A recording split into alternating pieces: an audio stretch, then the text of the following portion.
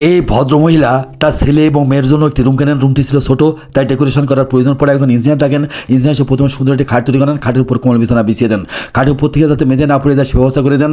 খাটে ওঠার জন্য সিঁড়ি তৈরি করেন, সিঁড়িতে ডয়ার তৈরি করেন, প্রত্যেকটি ডয়ারে প্রয়োজনীয় জিনিসপত্র রাখেন এবং তার ভিতরে ঢুকাই দেন। সিঁড়ির পাশে একটি বক্স তৈরি করেন, বক্সের ডয়ার তৈরি করেন, লাগেজ রাখেন এবং তার ভিতরে ঢুকাই দেন।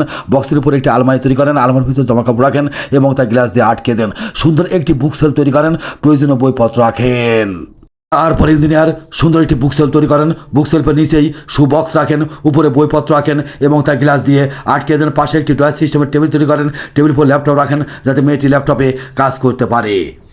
তারপর ইঞ্জিনিয়ার খাটের নিচে আরেকটি সুন্দর খাট তৈরি করেন, খাটের উপর কোমল বিছানা বিছিয়ে দেন, খাটের সামনে আরেকটি বক্স তৈরি করেন, বক্সের ভিতর মোবাইল চার্জ দেওয়ার ব্যবস্থা করে দেন এবং অন্যান্য জিনিসও রাখেন। খাটের পাশে ডয়ার তৈরি করেন, প্রত্যেকটি ডয়ারে প্রয়োজনীয় জিনিসপত্র রাখেন এবং তা ভিতরে ঢুকাইয়ে দেন। তারপরে ইঞ্জিনিয়ার সুন্দর একটি আলমারি তৈরি করেন, আলমারির ভিতর লেপ, জামা কাপড় রাখেন, কোট রাখেন, নিচে অন্যান্য জিনিসও রাখেন এবং তা গ্লাস দিয়ে আটকে দেন। পাশে একটি সুন্দর বুক সেলফ তৈরি করেন, প্রয়োজনীয় বইপত্র রাখেন এবং তা গ্লাস দিয়ে আটকে দেন। তারপর ইঞ্জিনিয়ার ডয়ার সিস্টেমের একটি টেবিল তৈরি করেন, টেবিলের উপর ল্যাপটপ রাখেন যাতে ছেলেটি ল্যাপটপে কাজ করতে পারে। টাকা না মাকে বেশি ভালোবাসেন? যদি মাকে বেশি ভালোবাসেন কমেন্ট বক্সে লিখে দিন আই লাভ ইউ মা। দয়া করে চ্যানেলটিকে সাবস্ক্রাইব করুন।